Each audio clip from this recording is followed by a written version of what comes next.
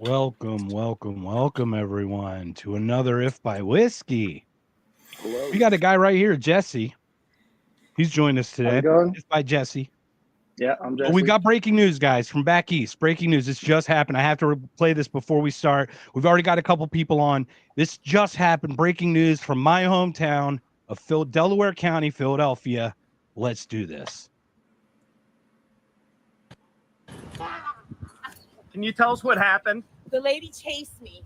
She chased me and I asked her not to attack me. That is 44-year-old Christina Solometto being put into a Prospect Park police car. But you may know her by this, now viral video.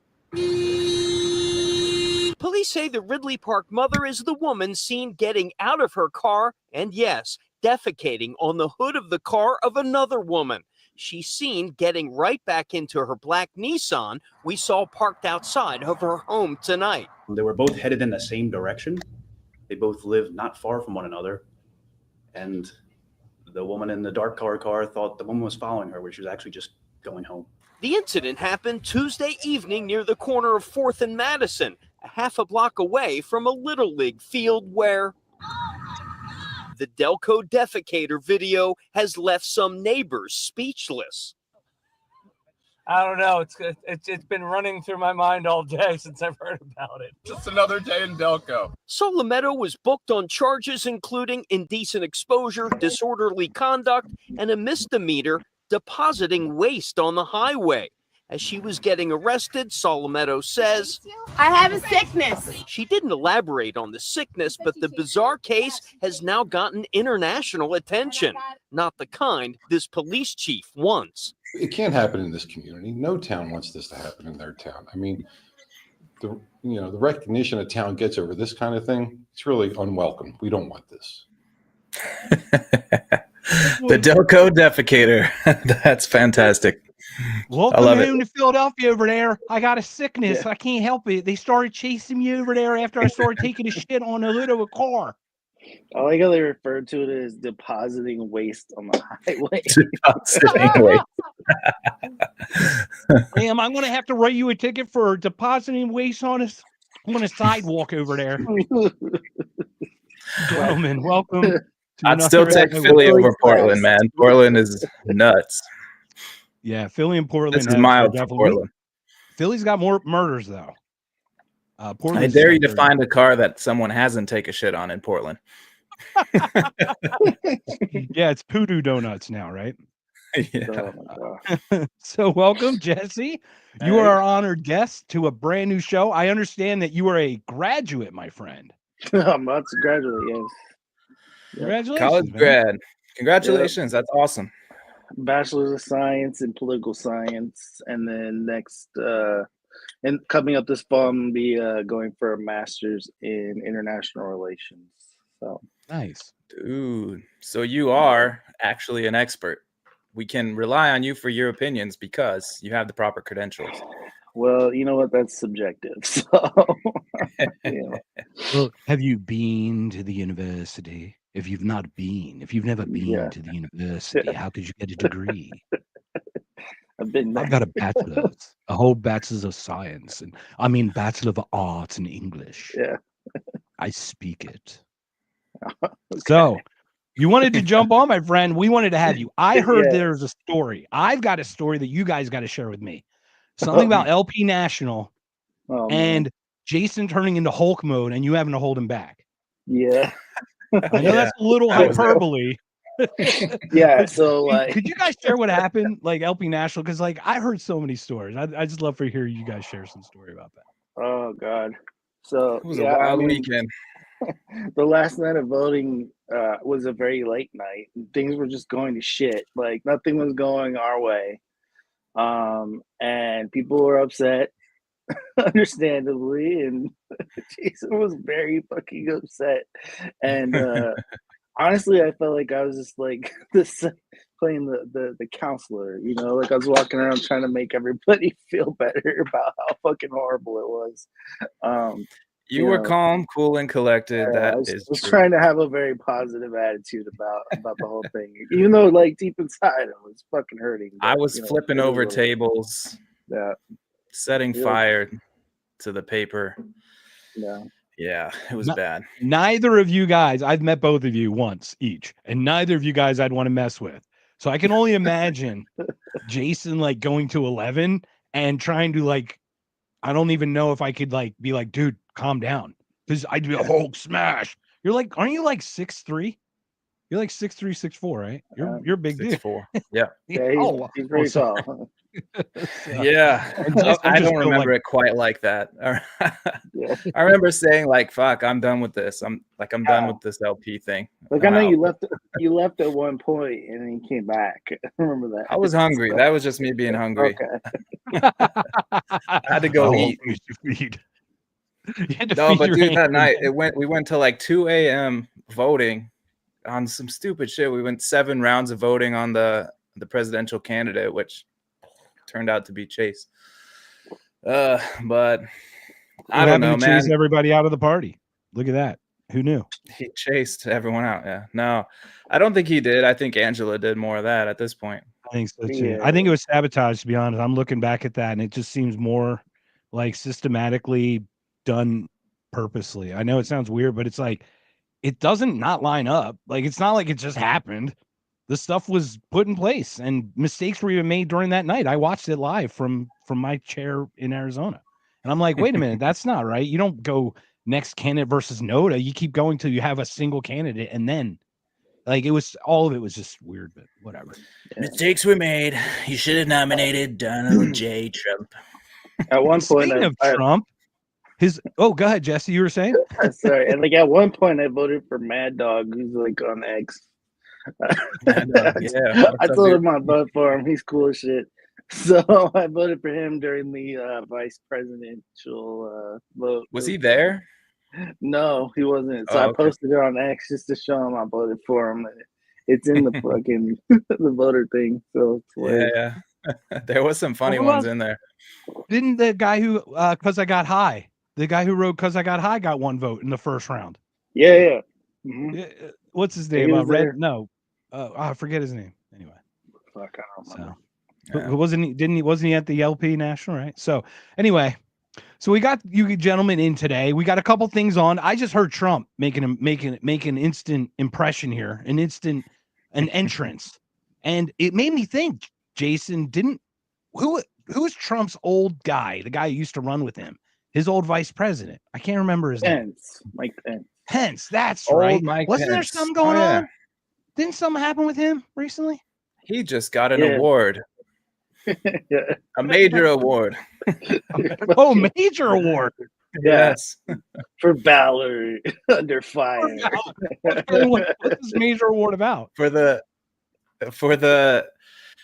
putting himself in grave danger for the people that wandered into the Capitol building on January 6th and got a guided tour of the facility. He took a bullet for the team. Yes. All right. So everyone, welcome. We've got 15 people on today. We've got an If by Whiskey. We are not doing the Woke Right Part 3, even though James Lindsay just got together with Jordan Peterson, which I think is like antimatter and matter meeting at the same time. I'm over it. But we're going to do that. We're going to do it. Look, I have my own takes on it. Okay. If you're interested, we're going to talk about it. So we are here right now. Let's get your take. We're here with Jess. Jesse's our special guest tonight on If by Whiskey. Jesse, welcome. Tell us your take on this thing, man. All right. Well, first of all, Angela did not chase me out of the party. I actually moved up. I am now the chair of Pinal County. I just got voted in a couple months ago. Nice. So congratulations. We're gonna try to make some changes here. So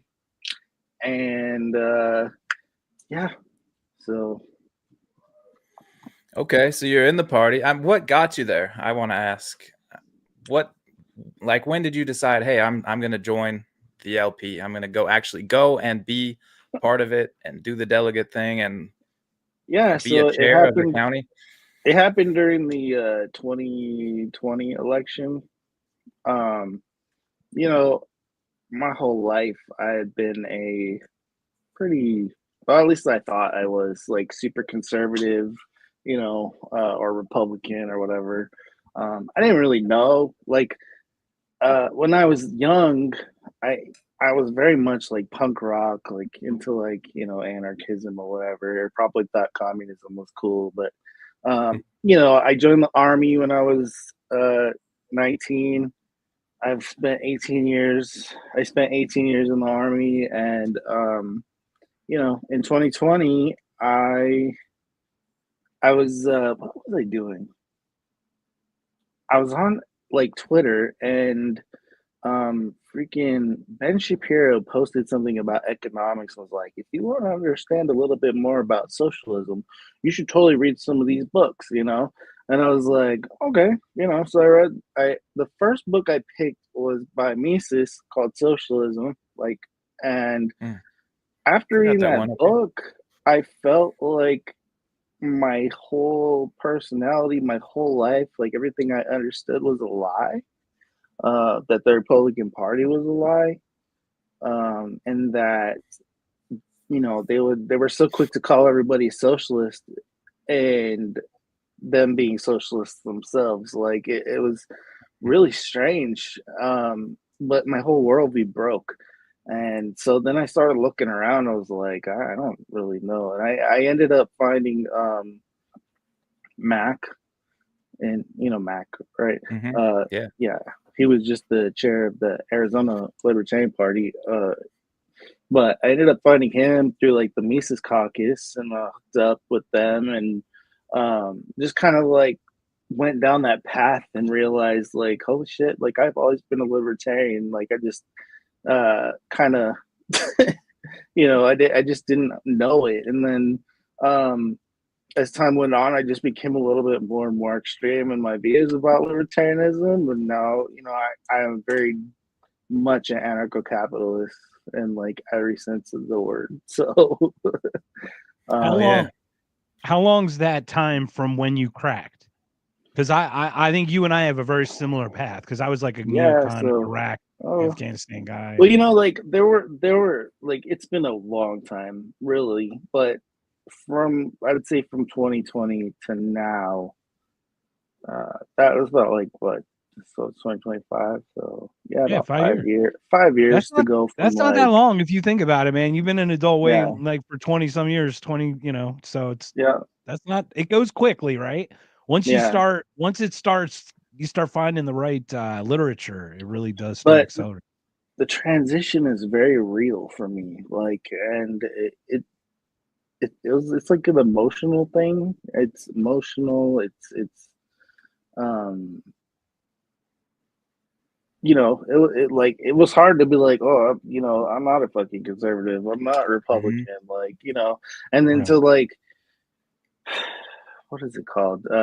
Cognitive dissonance, right? Like it was hard at first, because everything that I kind of like fell into turned out to be a fucking lie, or it turned out to be wrong, There were a couple little things here and there that I may have agreed with, but for the most part, I was just like, holy crap.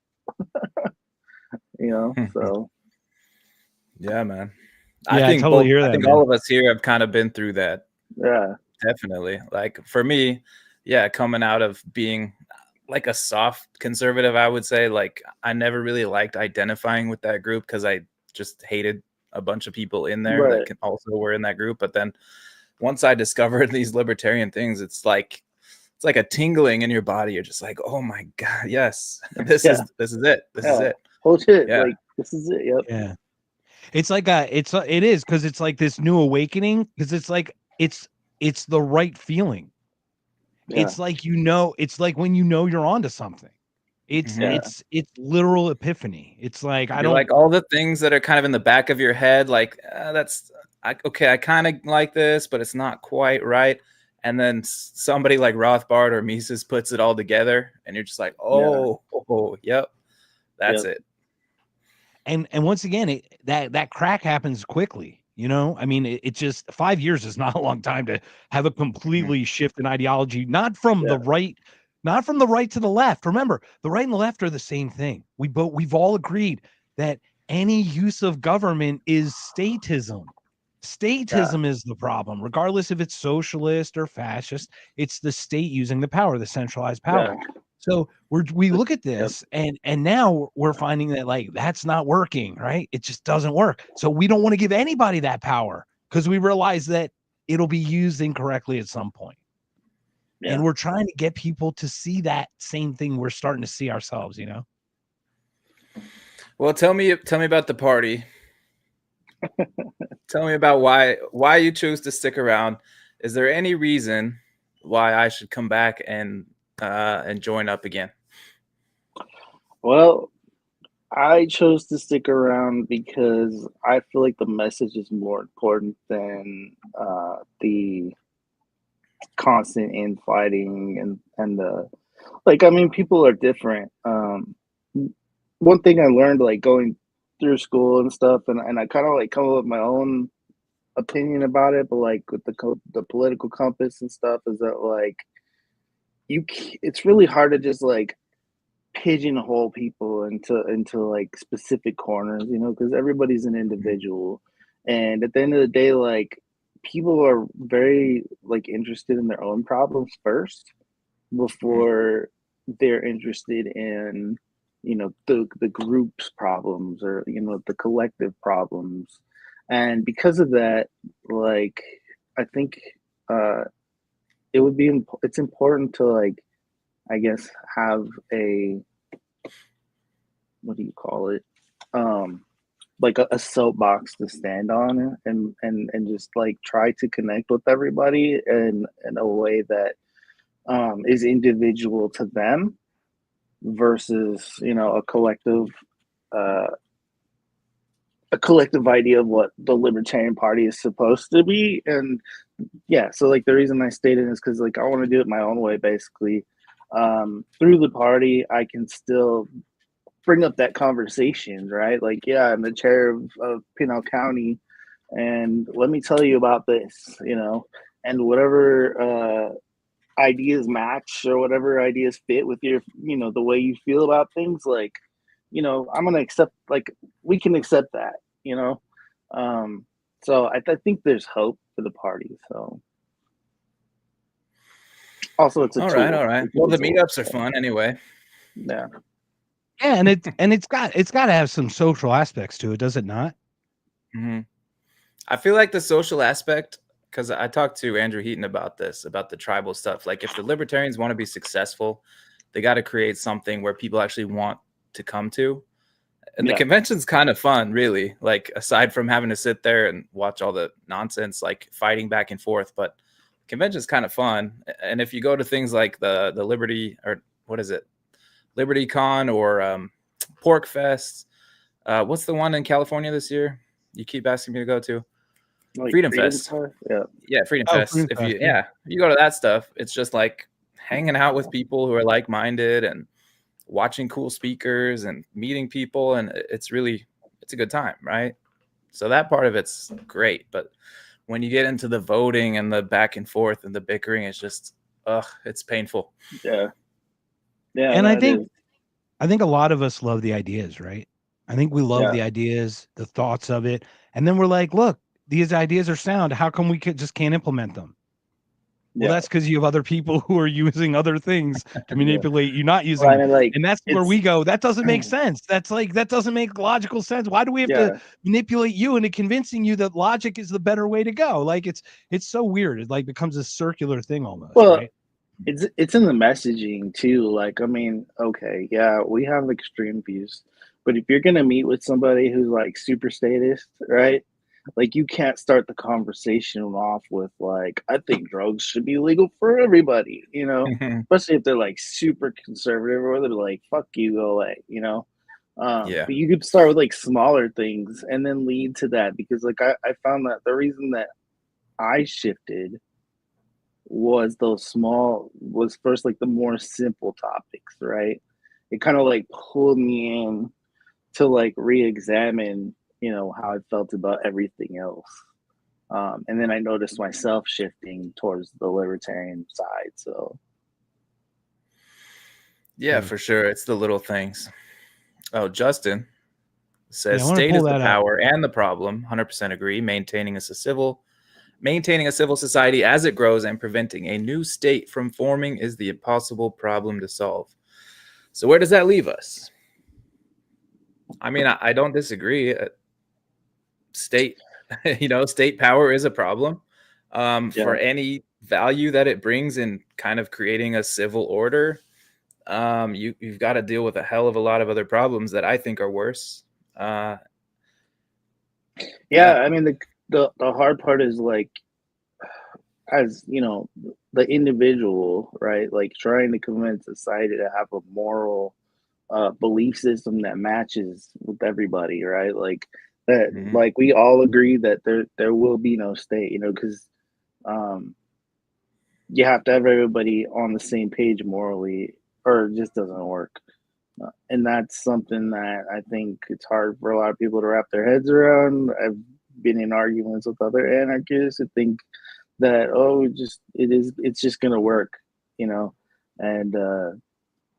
I mean it doesn't work that way, because everybody has to be morally accepting of that value of a stateless society like anarchism, and that everybody's willing to work together towards that goal. But individuals are individuals, so like I said, the hard part is trying to stamp down like where or what you're gonna do about that. You know what I'm saying? Like because you also don't want to infringe on their ability to be individuals. So it's kind of Yeah. Yeah. Well, it's kind of absolutely. interesting. We had no idea which direction we were going to go about this, but considering we're kind of talking about this right now, this is probably actually a good point to play this one clip about Jeffrey Sachs. This must be a recent conversation, right? Because he just spilled the beans about some COVID thing that we're going to share later, and then he has this as well. So let me play this clip, guys, about this is kind of the governance we're talking about, but it's weird. Like Jeffrey Sachs is one of these weird guys where I don't know what I feel about him yet. Like I know that Horton gave him grace for the thing. I really do think he tried to help Russia, and I don't think they took his advice. But he got embroiled with being part of that whole, the shock therapy in the 90s that really ruined Russia's economy. So Jeffrey Sachs is a kind of interesting individual. Let me play this clip about governance, and then we'll get your thoughts on that, Jesse. All right. And there's one other concept that I find very, very useful. And it's actually embodied in the European idea. It came from the Catholic Church originally, but it's called subsidiarity. And the idea of subsidiarity is, let's get real. We need governments at all levels. We need a global government, that's the UN. We need a regional government, that's the European Union. We need a national government, that is the government of Cyprus. We need a local government, that is the Nicosia City Hall, where we are right now. You have governments at all levels. Thoughts? We need it. Jeffrey Sachs said it. We need it. Yeah, no, I mean, he's from that philosophy that that we need to democratize. I can't even talk. Democratize the world. That whole liberalization economically, and I think that's bullshit. And because I think obviously people can govern themselves, but like if you're just looking at it from like a realistic point of view, let's just take like decentralization for instance, right? Like a step up from like anarchism would probably be like a decentralized society, right? Like where you have like just small governments everywhere. This whole idea of like a central government that like runs the entire world, like could you imagine like how out of touch that kind of a government would be with Would be. I don't Wait, know, some be. little town in like Indonesia or something, like it's absolutely insane. It's an insane thought. It's pretty much socialism on like a it is socialism, really. I mean, from an anarchist standpoint, it's absolutely socialism. But yeah, central planning, like from one small group of people over an entire planet, is absolutely insane. Absolutely, they could Yeah. never match the needs of the individual. They couldn't even match the needs of, like, like I said, some little town in freaking Somalia or whatever. You can't. Right? Yeah, And man. then Like, how do you get this mindset where you're just like, okay, we have this giant national government that's the United States. They basically tell other countries what to do. But the problem, the problem is that they're just not big enough. Like we just got to make them a little, take over the rest of the world, the other countries that still have some autonomy from the United States. It's always like expand, and it's never like let's pull back our power. It's always like we need to expand our power. We just didn't do it hard enough. That's we're just not powerful enough, So yeah, he's full of shit, and it's crazy too because I kind of like Jeffrey Sachs, so especially like his takes on like the war in with Russia and what is it? His takes on Israel. But yeah, I don't know. I always get confused with Jeffrey Sachs and David Sachs. Yeah. But this guy, he's an Jeffrey economist. Sachs and John Mearsheimer mixed up. Dude, Mearsheimer's pretty cool too. I like Mearsheimer's my guy, but what's interesting is like Sachs is one of these guys where it's like the Shapiros and the Petersons now, where we're finding is like don't have heroes, guys. Just to the point of what we're talking about. The ideas are the message matters. Like the reason you can't lock me down or you down on a specific like thing is you're not this, so you don't believe X, Y, and Z because that's in that bucket. The bucket of the left or the bucket of the right or the bucket of the progressives or the conservatives or the neocons or anything. But it's really interesting. So I'm watching this. So I put up subsidiarity with what that is. I think Sachs is missing it. The whole point is to be at the most local level, not to make it global. Like to act like it's neat. No, it's not needed globally. It's literally meant to be the most minimal level. That's literally what libertarianism kind of is, because we talk about anarchy's not no rules, right? It's no rulers. It's governance without government, without that structure.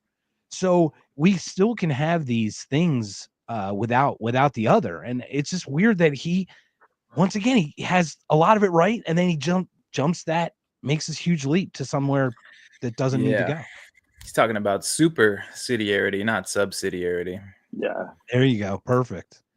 Yeah. He's anyway, we should read out Zach's comment here because he gave us a nice rant. It's not showing up in the StreamYard chat, but he said, "What do you perceive is the best non-political, or I guess even political action in persuading people toward understanding self-responsibility?"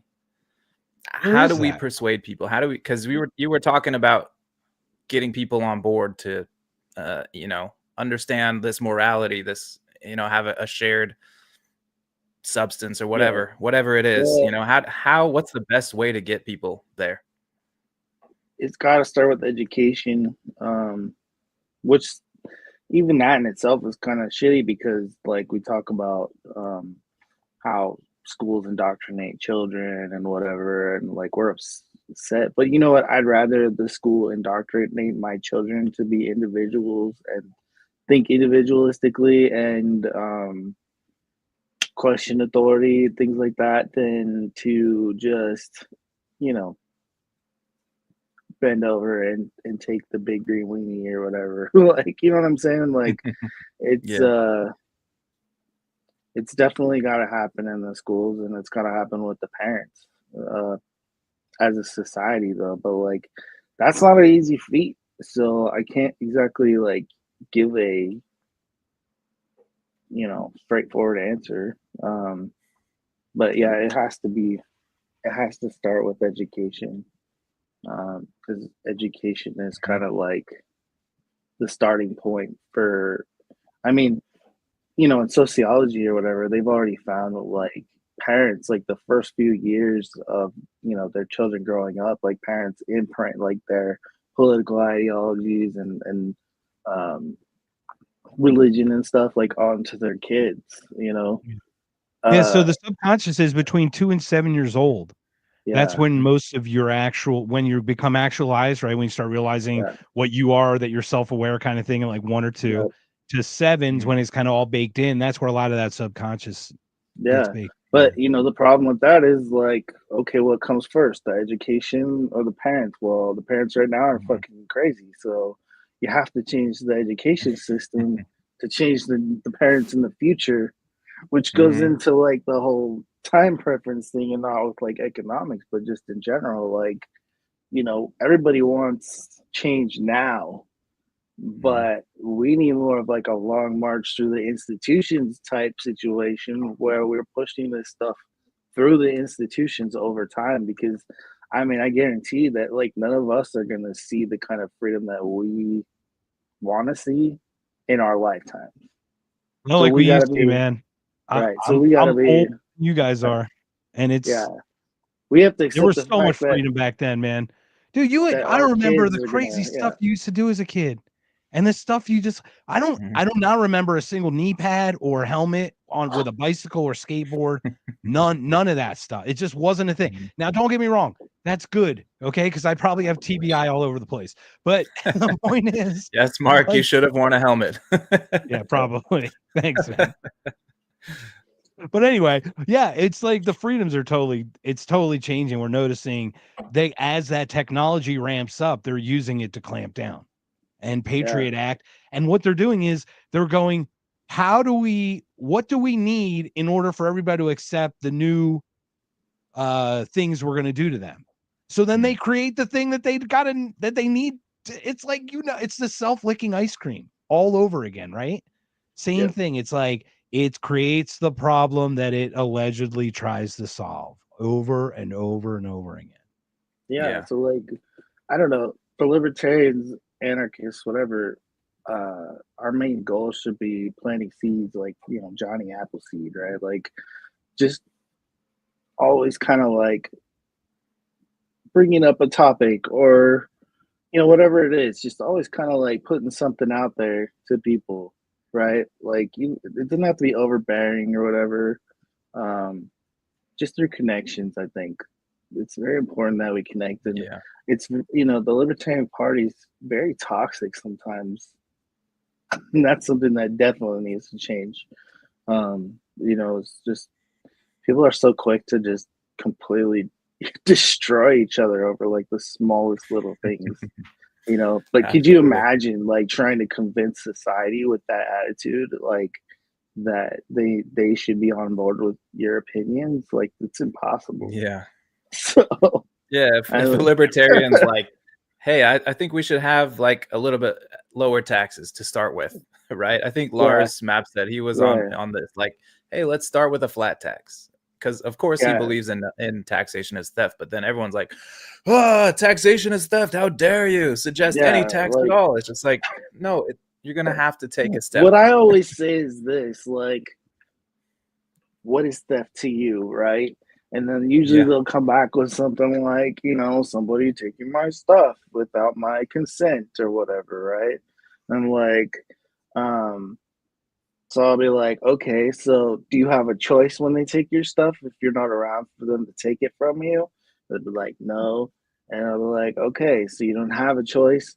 Well, in this situation, you don't have a choice. They're taking your money from you. You know what I'm saying? And if you would prefer, you would probably want to keep that money. So therefore, what is it? That. So like, if we can all agree that, okay, maybe you like to pay taxes or whatever, but a lot of people don't like to pay taxes, which means that they don't consent. So that means that no matter what, at the end of the day, even if you like taxes, taxation is theft, because other people that don't consent are having their money taken from them. So that's like kind of how I try to explain it to people, so that they're not like, oh my God, you said taxation is theft, you're stupid. It's like, okay, but no matter what, like at the end of the day, let's just agree taxation is theft. You can still pay your taxes, fine, whatever. But like, it is theft.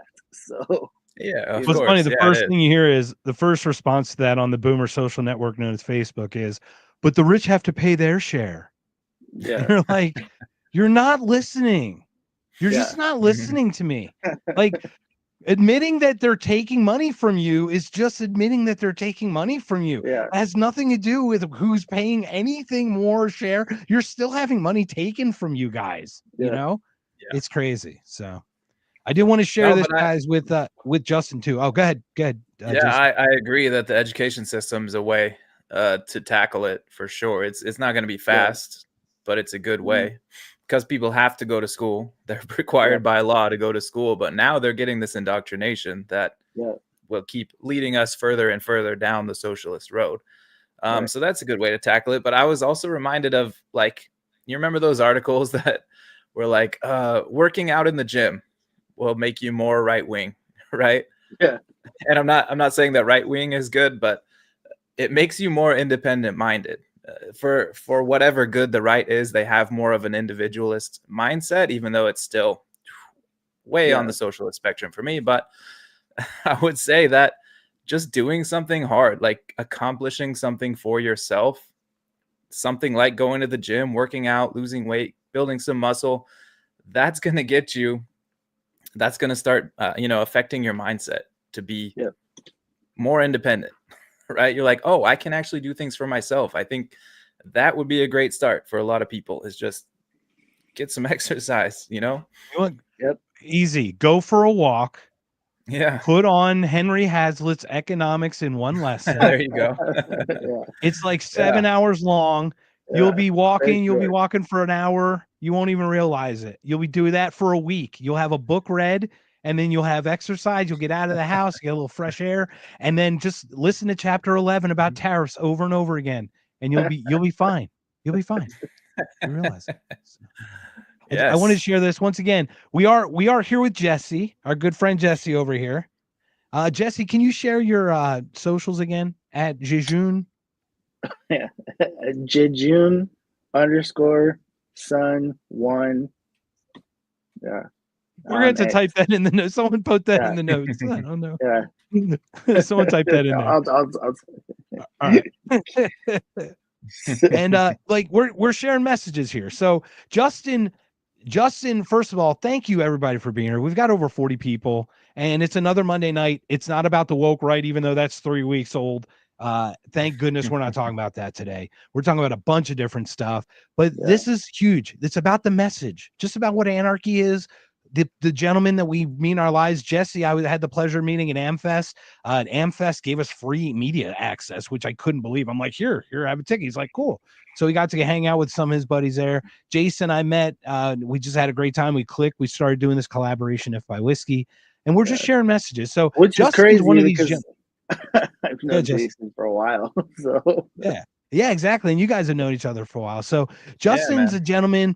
He's where I consider like conservative minded, a little very close to where we are, but it's like it hasn't dissonated yet. The dissonance hasn't cracked, if that makes sense. And he probably won't ever get there, but it's totally cool. We're good. We're good people. He's a good guy. Hey, he's watching. He's here. He's awesome. Justin is amazing because he does keep us in line. He's called us out on things and been like, thank you for double checking on that. And he's definitely Justin. Yeah, he has some fantastic comments that really keep us like focused and get to the heart of the question that we're trying to answer. So it's very much appreciated.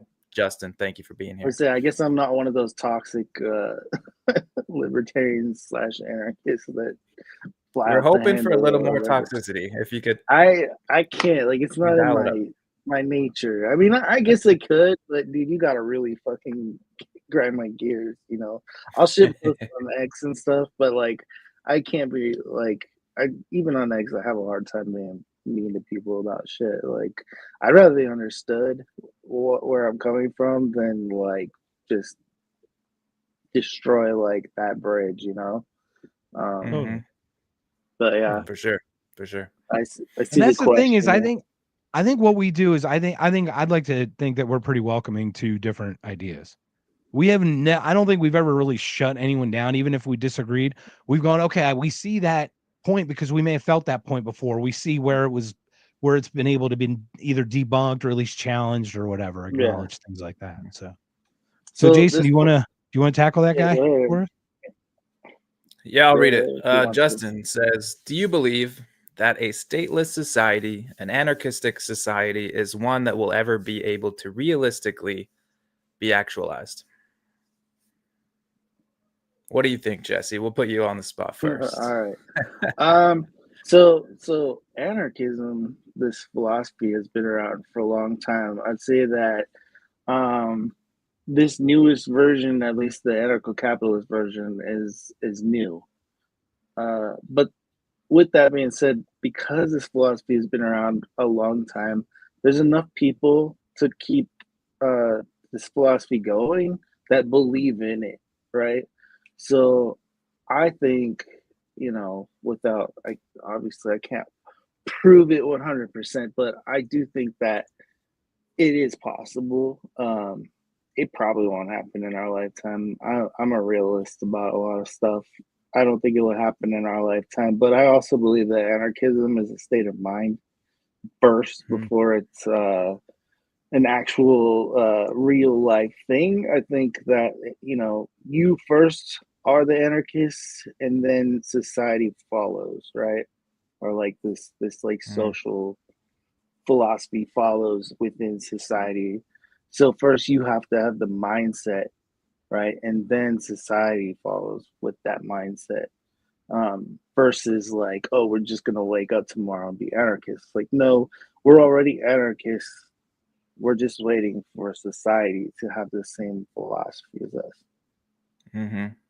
You know what I'm saying? Yeah, Michael Malice talks about that a lot, how it's a mindset, and we have anarchist relationships already between like the three of us. That's his classic example, is like, we're on a podcast together.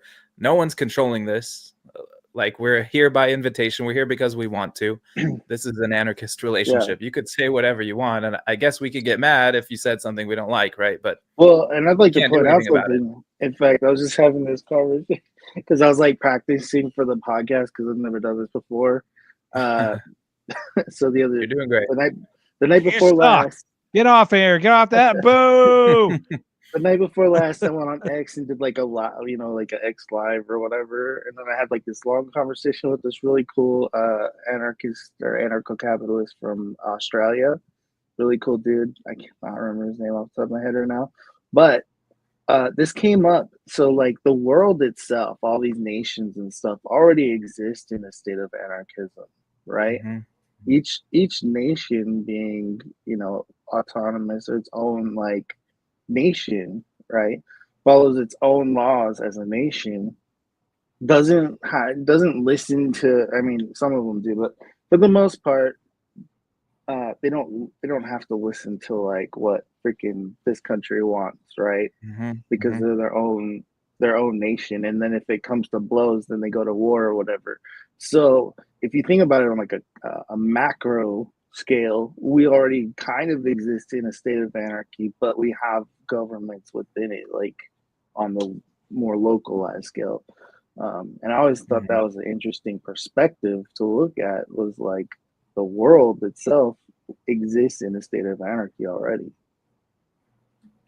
So why can't it drill all the way down to the individual, right? Well, it's interesting because people see anarchy as like, there's like a shootout in Houston because a party got out of hand, or there's a school shooting, this, that, and the other. I'm like, I'm arguing that those things are the effects of the lack of the health of the people, not like, it's not from like a cultural shift. You know what I mean? It's like people are unhealthy mentally here, and all these negative things that I see like bubbling up aren't out of like, they're out of like us losing our minds because we just can't keep it together anymore. Not for any other reason, if that makes sense. Right. It's not like just sticking more police there in that neighborhood is going to solve anything, right? Because, I mean, if you think about what the state is, what that concept is like, they're taking money from people to pay for that, right? To pay for this security force that supposedly is there to protect us, but it's not. But well, they have a choice. They don't have to protect you. Right. So it's like, oh, we'll just, we need more police. We need more government there to stop it, to keep it under control. And it's just like, no. If if people could actually take care of themselves, they'd have some ownership of it. Right.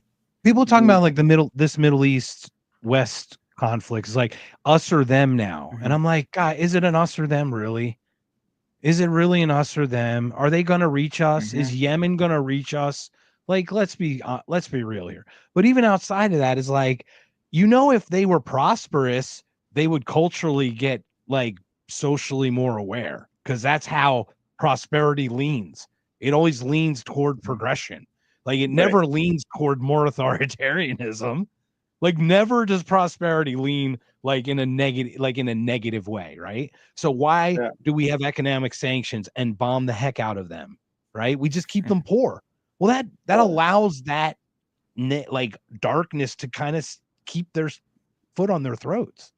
Yeah, I mean, prosperity can only exist when freedom flourishes, right? I mean, that's the truth. So, yeah. Sure. So on that question though, well, can it ever happen? I'm not sure. I don't have high hopes for it. I don't think I will see it ever. No. But share that, just so they know. freecities.org. Yeah. No, but yeah, just so people understand, like you can be an anarchist and not live in an anarchist society. You know what I'm saying? So it's not crazy to be like, oh, I have these beliefs and that's just what I believe, right? Like people always be like, oh, you're anarchist, that's crazy. It's like, not really, right? It's my belief structure. It's like my belief system. And I'm not enforcing it on you, right? Like I'm just telling you that this is how I feel. These are my ideas. Like I'm not infringing on your need to be a statist or whatever. I think it's stupid, but I can exist in the same society with you, right? So I don't think it's like impossible to think that, sooner or later maybe a lot of people will have the same philosophy as me, and maybe not. I don't know, but I still have this philosophy whether we're in an anarchist society or not. So yeah, agreed. Zach says also those perfect worlds exist only in peace and love instead of violence and coercion. And that's true. That's to your point, Jason. You were talking about invitation, right? Was it Peterson that talked about invitation as well? It's like, oh, we want to invite the people coming over. We want to be invitational. Yeah. Well, Well, so it depends what you mean by voluntary. Yeah. Right. And I mean, yeah, people shit on like the non-aggression principle a lot. 100. I'm sure you've heard it, but like people do all the time. And I think a lot of it is just a misunderstanding. It's not that like you can't be aggressive. It's just that you're not going to be the first aggressor, right? Like you're Do going to not be the tread one on me. If you're you going to be the do, one I that will show you. finishes Right. it, right? So yeah, it's not Yeah. pacifism, absolutely not. Like I'm always going to be training to be able to defend myself and my family, whether I'm aggressive or not. Like it doesn't matter. So yeah. So we talked about like a shared morality. I think that's something important. What do you think about that? In the context of like immigration and stuff, where people are very much against immigration because it's like a different culture, they have different beliefs, they don't think that they're compatible. If we give them the best interpretation of their concerns, it's just that, hey, these cultures are not compatible. What do we do about that in relation to like allowing people free movement? Because that would be a libertarian principle, right? People are free to move around as they like. But if they're, if these cultures are clashing, what do we do? Well, does movement mean citizenship though? It's like, do I have an issue if someone from Mexico crosses the border daily, works, goes home or whatever, or even stays here for months at a time, contributes to society, does nothing wrong, and then goes home, but doesn't get some kind of funding from us, doesn't get housing from us, doesn't get healthcare from us? Do I care about it? I have no issue with someone like that. I'll be honest. Like that person is a zero on my radar. Yeah. Right. Well, that's where things have gotten mucked up, right? Like, and I blame progressives for this because this is what they do. They have like destroyed the language around immigration. They've destroyed it, like completely tore it apart. Because I can listen to Chase, right, say that he believes in like what was it, Ellis Island approach or whatever, but then in another sentence get mad at somebody for saying that they don't think, that we should just be like flooding the border with stuff. And it's like, okay, well then what is your stance, right? Like, is your stance an Ellis Island approach? Because if that's the case, then you probably agree with a lot of people on the situation. And if your stance is like strictly open borders completely and just people can just do whatever the fuck they want and like, and then we're not going to punish them if they like, kill somebody or whatever or rape somebody. Like, you know what I'm saying? Like there has to be like, I don't know, some like, some, what do you call it? Sensibilities, right? You know what I'm saying? Like, yeah, we can have open borders, but if you murder somebody or you're doing something with like within the society that's not accepted, like there's gonna have to be some kind of like ramifications, especially if you're harming people, or stealing their shit or like breaking onto their property, which is completely against libertarian philosophy, right? Private property is like the top of the pinnacle of rights. So, yeah. Yeah, it would be best to have the border literally owned by private properties. Yeah. And let them handle each of their properties as they are crossed or not crossed. Yeah. I mean, look, my biggest problem with the whole thing, right? And I used to be like super anti like open border or whatever. I've come to be like, okay, you know what? I think I don't have a problem with the open border thing per se. What I have a problem with is when people commit crimes and not like petty theft and shit like that, which is still bad. But when people like hurt other people, right, or like fucking break into their houses and stuff like that, and then they get off with like a slap on the wrist or whatever, or maybe even not even that, right? Like as a society, like we still need to like punish people that hurt others, right? We still need to punish people that steal their shit, Like you can't have one, you can't have both at the same time, right? Like you can't have unchecked open borders but not do anything about the criminals. You know what I'm saying? Yeah. And that's where my problem is. Right. Yeah, so we need a larger police force then. So what you're saying is it's not even that. We just need no, we just need people to equally distribute I guess the law for now, equally distribute the law to everybody that breaks it. You know what I'm saying? Instead of like, okay, well, these people are immigrants, so they can get off easy, but this person over here is an actual citizen, has to fucking eat shit, like this unequal, like, Yeah, they're still people, especially if they're just here working and supporting their family. Who cares? Like that's like you said, that's low on my radar. What I have a problem with in the immigration thing is that we're being forced to pay for people to come and flood across the border. So if we just cut that off, and we're not only paying for that, but then we pay for them to have luxury apartments when they're here. If we just cut that off, then you solve a lot of the problems. But what's frustrating? Stop stealing money from people. Yeah, the frustrating part about that is like, so the progressives also believe in open borders, right? But their reasoning for it is not the same as the libertarian reasoning for it. And like, it's easy to be like, oh, we agree, and then we should fucking go march with the progressives on this issue. But no, because their purpose for opening the border is to make the government larger, right? Like they want a bigger government. So they're like, yeah, let them all in so we can break the system and then bring about like a bigger government. Like that's the point.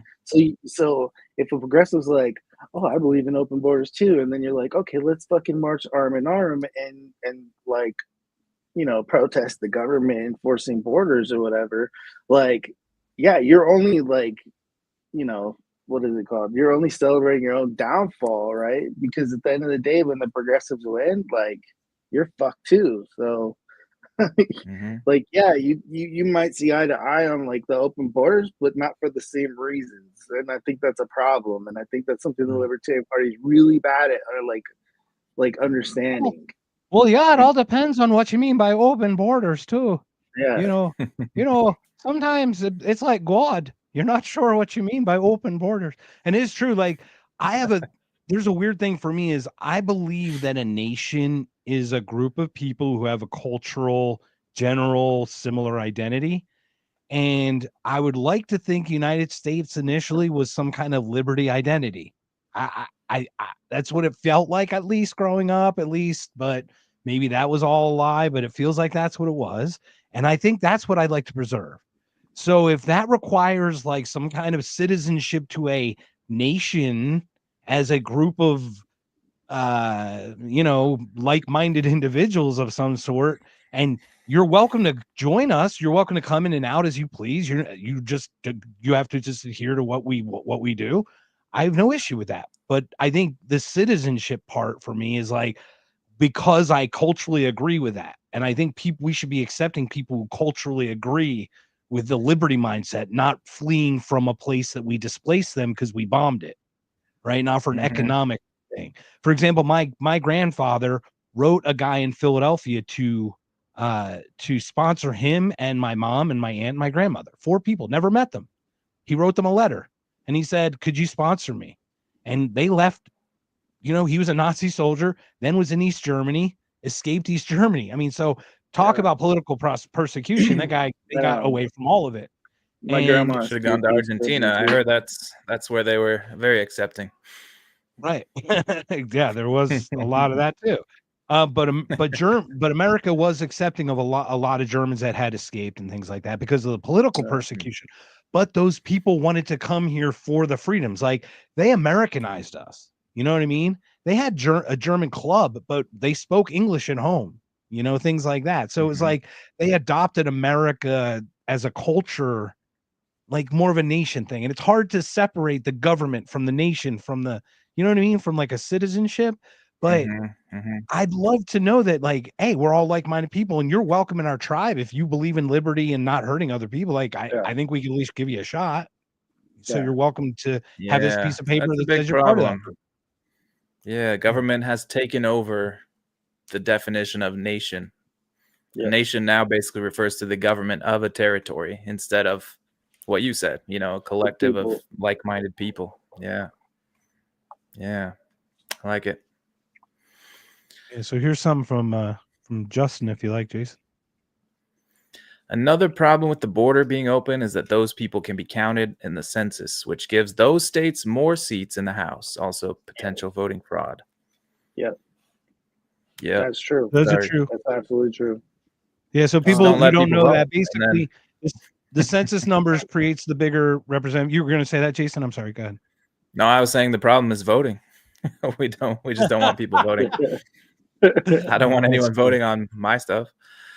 That's the thing. Like, that's another like example of where I'm like, okay, it's easy to tell somebody like not to vote, like voting's bad, whatever, right? But like I said, we live in here now, and like people do care about their own issues, right? Like, and if they feel afraid or they feel like a certain way, they're gonna vote, right? Because they're gonna vote for the guy that they think is gonna help them, But it's a personal thing. It's on an individual level. It's not on a collective, like, right? I mean, maybe sometimes. I don't tell anyone not to vote. But I think if you want to, but everybody has, and that could be right. It could be a way to actually get some influence, maybe if you're lucky.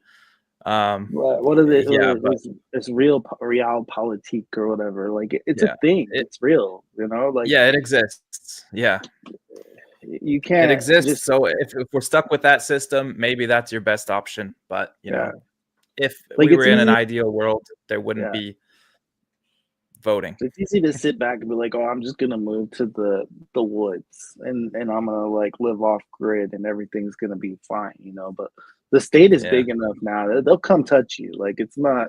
It's not really. There's no such thing really as off grid anymore. Like, oh, you didn't pay your taxes? Cool. We're going to find you and you're going to fucking pay those taxes, Like, live off grid if you want, but it still doesn't matter. Like, they've got so much power now that. And the voting thing, too. Oh, good. Good, Jason. Go ahead. Finish the voting. No, go ahead. Yeah. What do you have? What were you saying? I was going to change the subject. Go. Yeah, go ahead. Let's change it. So go ahead. I was just saying is like, this is the first year I voted NOTA. So like, yeah. I totally understand the process of, or the progress of whether you vote or not. Now, I went in the voting booth. There were props on the line. I still voted on those because I felt those were direct line votes. Those were direct democracy votes. So I felt those were important. I just felt the people representing me now aren't representing me. So I don't vote for those people anymore. Simply. Yeah, if there's like a proposal for a tax increase and you can directly vote no on that, hell yeah, I'm going to vote for that. Exactly. Right. So all the props I voted on, I just didn't vote on the people. I was really hoping I wasn't going to have to do this, but I got to go to the bathroom. All right. Go ahead. Well, man. we got 70 people here. We're gonna play Mike Pence and his awesome acceptance of the award while you're gone. So you go do what you got to do. Welcome everyone. Thank you again for joining us on a Monday. Jason, this is the third Monday we've had, or fourth, or at least over 50. We're now approaching 70. We had over 100 and some almost 200 both the last 2 weeks. So it's been really great. It's been awesome, man. So thank you for doing this with me, and thank you everyone for being on with us. It's been awesome. For sure. I can't believe it, man. 50 is already crazy. Yeah, I mean, I'm looking at 70 right now, so it's pretty cool. So let me play the Pence one. I don't think Jesse's going to need any kind of run up to this. So we'll I think we're good. All right, let me hit this one. When Jesse comes back, we got Zach's comment. I think it's a good one to hit. Awesome. We will do that. Oh, but go ahead with Pence. Yeah, let me try this. If I'm having some kind of technical issues. Technical difficulties. I will always believe. It wouldn't be a live show without technical difficulties. By God's grace, I did my duty that day to support the peaceful transfer of power under the Constitution of the United States of America.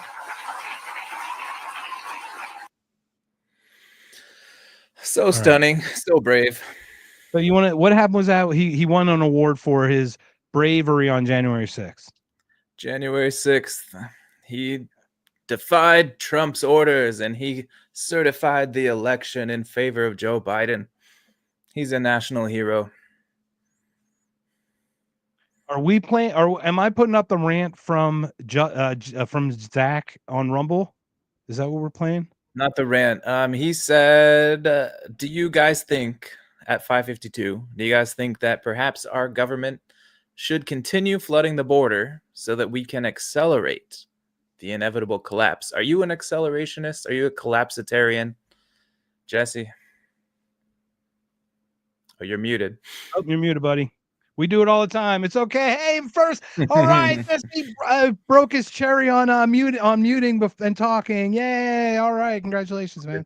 No, because I don't actually think that's what's going to happen. I don't. I think what's going to happen is exactly what the progressives want. I think that just allowing it to happen is going to expand the power of the government. Why? Because the Republicans and Democrats are both two sides of the same coin. And whenever either group is in power, the government becomes more powerful, right? So I don't think it matters, because what's going to happen next is the Republicans going to get in charge like now. They're going to start passing more laws about the border, more laws about, everything else, right, for our safety. And yeah, the accelerationism is just going to lead to more authoritarianism. Mm-hmm. I don't think it works the way people think it does. I've never seen like a situation where it has worked that way. I mean, I don't know about you guys, but I do think it would slowly get worse, and maybe like after 100, 200 years, maybe things would finally get bad enough to collapse. But I think that even when there's a collapse, what comes out of the collapse is another freaking government. Right. Another government, exactly. And it's not American based, guys, because they're not American mindset coming here. No, I'm more of a controlled explosion person. Yeah. I think as dumb as our government is, the people in there are smart enough not to go full state control, like full 100% communist state control over all industry, because they just don't want to. They don't care. Like, they're really like, everyone's like, not everyone, I would say people like James Lindsay and there's other people like him are just like, oh, everyone's a communist, everyone's a Marxist. Oh, God. They're just like, they're really not. They're It's like easier to maybe get pissed off fascist, than try to but run the damn show. So are we gonna yeah. start the woke right 3? Is this the Yeah, woke? let's hit the woke right, man. We Fucking might as do well. it. We're here. We're here. Since you brought up James Lindsay, Not everyone's a communist, though. You know what I mean? They're just like they're Yeah. happy with the system where Well, they can take I money don't from know. these private corporations and do what they want. I don't know, man. There's a lot of communists out there. I'm just kidding. But to I an do think Trump anarcho-capitalist, definitely everybody's a sent a communist. signal, right, to stop. And we've definitely seen border crossings. We've definitely seen migration up here stop, right? Like there's been a signal sent. Now, Yeah. I'm not saying that he's the right or the left or whatever. The right wants people here for labor. They want cheap labor. The left want them here. I've got a suspicion that they want to turn them into military. And they want them to be the like a federal military presence while they send our boys and girls overseas to die in other wars. And that's how they migrate us, and that's their path to citizenship. And when they're not connected to this country, and they're like, I will grant you citizenship if you point a weapon at these other citizens of yours that you don't even know. Of course, you're easier to do that. It's so easy to do that because they're not your people. Much harder for me to point my gun at my like neighbor than it is for someone who crosses the border for me to go, if in order for you to be a citizen, you have to point your gun at this other citizen of ours to keep them in check. Think about it. Chuck, who was it? Chuck Schumer said it, or no, Dick Durbin. Who was it that we need to turn them into military? We need military people. I really think that's the move that they're trying to do. So I try not to use the terms right and left as much anymore because I think it's just way too simplistic for how like complicated politics is and how complicated people are as individuals. But with that being said, this whole thing about like Democrats, they're not all like socialists in the way that you think of socialists. Like, I mean, obviously, I think a lot of people that are socialists that don't think they're socialists. But that aside, like one of the main things that Democrats have, and if you go back and listen to like Chuck Schumer and stuff back then, is that they are capitalists. However, their like liberal outlook has been tainted. Does that make sense? Right? Like so like classically liberalism, right? Like open borders. Classical liberalism definitely like open borders, right? They definitely believe that like a larger influx of people is gonna like boost the economy, right? By creating more jobs, creating more opportunities. And then globalization, right?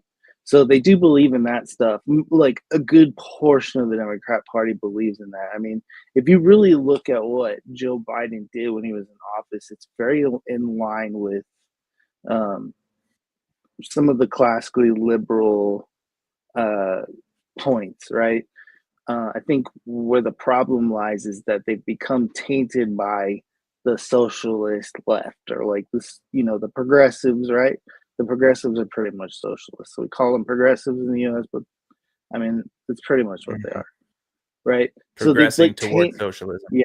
So they've tainted that. They've tainted that party. Whereas conservatives are different because conservatives can be socialist, right? Because what is conservatism really, right? It's like conserving family values, right? Conserving tradition. None of those things have to do with economics, right? Like if your tradition is socialism, then you're conserving socialism. You see what I'm saying? Conserving the status quo of 10 years ago, which Remember, was we're talking about how we use that too. If we use state power to control the narrative or to control the thing, it's all socialist, right? Right. So it's like really easy to be like, oh, Republicans are conservatives, blah blah blah blah. But like, I think it's way more complicated than that. And I think like as far as conservatives go, like Marx called them bourgeois socialists, right? Like they were conservative, but they were also socialists. But because they weren't left-leaning socialists like Marx was into, right? He called them bourgeois socialists. Yet they still had the same economic philosophy of socialism. You know, they were conservative, whereas Marx wasn't a conservative. He was, you know, what did it call it? Like He was all about the continuous changing progressive society. His political labels very are like class. Starbucks Yeah. drinks: double half Yeah. calf, triple calf, naff Yeah. calf, double calf. And calf. Yeah. Yeah. There Check you me go. out. By the way, great show today. I missed the live, but I did Thanks. catch it right after. Good show talking about your stuff, even though you had some mic issues. I was listening. Even the God pros damn it, have I issues. can never get it right. Yeah, everybody check out ANCAF and check that out. ANCAF number 7. Go on at Drop the Mask Pod on X. He's got them all in Go there. on Rumble. Did you I just put out. I cleaned up the audio a little bit. It's better. It's not great still, but it's better. It still is we good. I on can hear it Rumble. just fine. Just put on put on earbuds, guys. You'll be fine. the Headphones, woke earbuds. right. We never got into the woke right thing. Okay, woke right. Yes, Woke we're right. sorry. Okay. We're getting distracted here. So I've been What wanting is to the woke talk right? about this, right? Because I'm very upset with James Lindsay because I spent so much time like defending this dude, and it's heartbreaking. Anyways, he's the reason why I decided to go back to school, like why I decided to go, go to college and basically like jump into the lion's den of what, this indoctrination center is like, you know what I'm saying? So Wow. it's hard for me to watch like him fall into this. As far as woke right is concerned, like I think in some ways he's right, and in a lot of ways he's wrong. But to me, woke right is pretty much like Nick Fuentes, right? And the reason I say that is because the whole like nationalist or white nationalist movement, right? If you remember, the Nazis were socialists, right? And socialism is predicated on the whole like dialectical approach, right? However, for normal society, the dialectical approach is on an individual level, whereas like we look at things like as in like us versus who's oppressing us personally, right? Like our boss fucking sucks, or like whatever. But like with people like Nick Fuentes, right? They've turned it into like a collective conscious, like Marx was talking about, this idea of collective consciousness. So his collective consciousness is the white race or whatever. You know what I'm saying? This whole idea about white people are being oppressed by black people and brown people or whatever. And so that to me is woke. And if you read like any of the literature that came from like critical race theory, like Herbert Marcuse and like all these other people, right? And especially Marx, it totally fits, right? And then let's not forget that many of Adolf Hitler's economists, if you ever read like The Road to Serfdom, I mean, he like Hayek like lists actual quotes and like of like Hitler's economists like talking about how they respected Marx and stuff like that. So it's not a stretch, right, to say that like Nick Fuentes is woke right. The stretch is where you start putting everybody else into that box, right? So what happened with the Israel thing, and I witnessed this personally, was like when it first happened, I was so fucking pissed. I was hurt, like watching those people just being slaughtered or whatever. I was like so upset about that, and I would get into fights with these people that were like fucking Jews, blah blah blah blah. And I was like, what does it have October to do? 7th. Yeah, and I was like, what does that have to do? Like, what does their religion have to do with, what does them being Jewish have to do with anything, And then it starts to make sense, right? But then other people come along and they're like, well, Israel's fucked up because now they're bombing the shit out of Gaza and flattening it to the ground, and like you can see that shit on like Google Earth. It's so fucked up. But like, it gets to the point where like, okay, yeah, they've gone super overboard, and yeah, it's bad, like it's super bad. Like they're killing all these innocent people just to get at, one guy. So it's okay. Like I don't see a problem with being upset about that. right? But James Lindsay just like went all in on this woke right thing, and I think personally that he developed this like theory, right?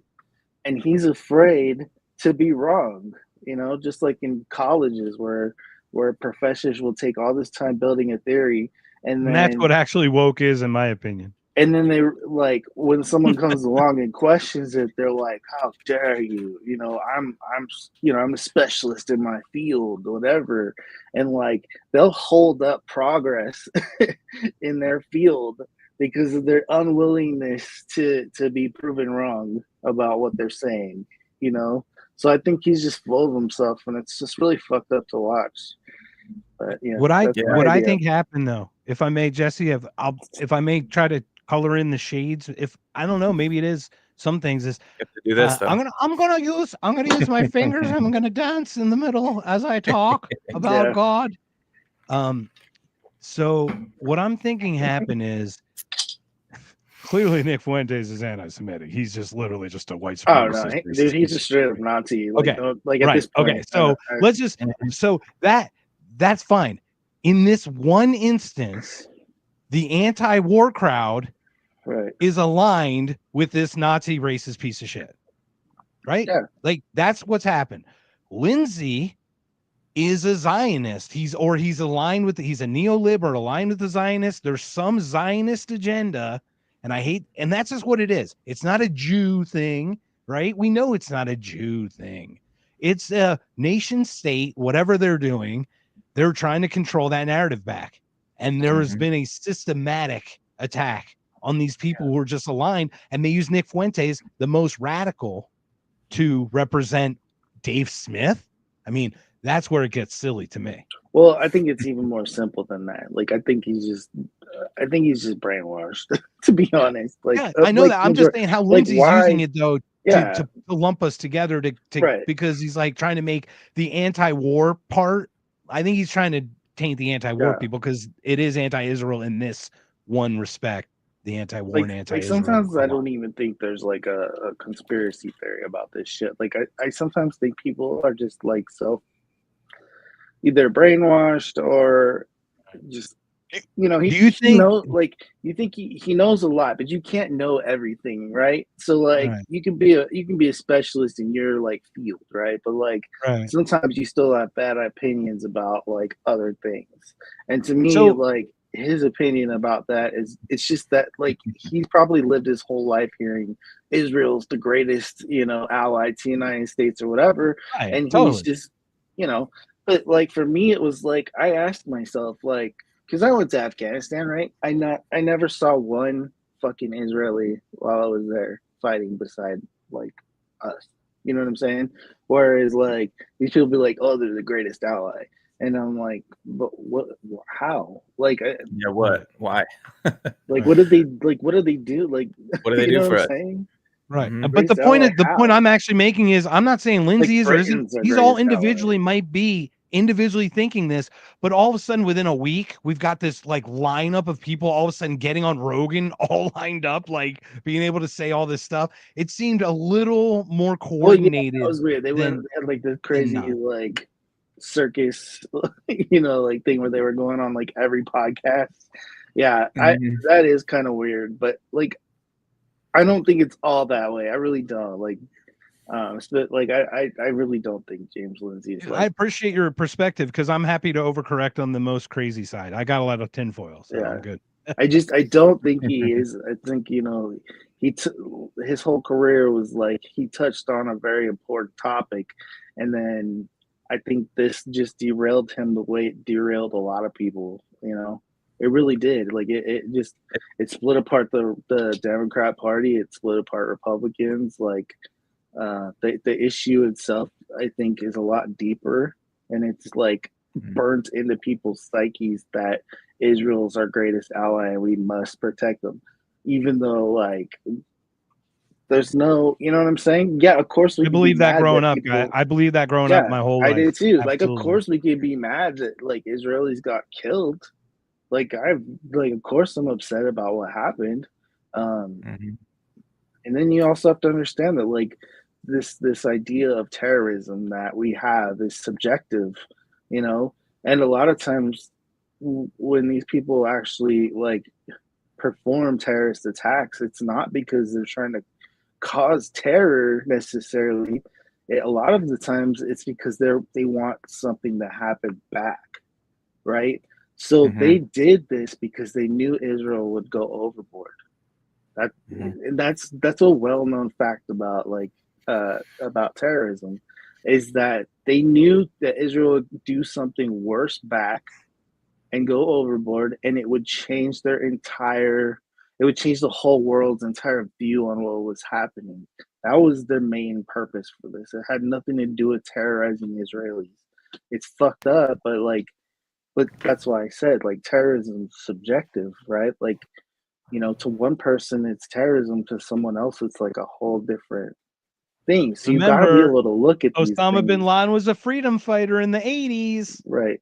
So you got to be able to look at these things, is what I'm saying, with like from different angles, I guess, like different perspectives. Like you can't just be like, oh, they're the bad guys, right? Like obviously it was bad. Like there's no questioning it, you know. But what was the purpose? To me, I really believe the purpose was to get this result from Israel, because now it's changed the entire conversation. You know, That's kind of a messed up thing to do in itself. It's like, we know that Israel is going to retaliate. We know they're going to slaughter our people. Right. That's why it's horrible. It's horrible because it's affecting the people that live there that had nothing to do with it. You know, and it puts Israel in a really fucked up predicament that, like, if they didn't do anything, they would look like shit for not protecting their people. Which, who knows? There had to be a response. Right. There had to be a response. But at the same time, it's like I said, it's a very tricky situation, you know, like, because what do you do? You know, if you do the worst thing, you're going to look bad. Why did the Palestinians feel like they had to do that? Why did Hamas feel like they needed to do that? Because they are being, you know, being held down. Exactly. Yep. You have Really to felt. look at this I feel stuff like from they timed like many angles.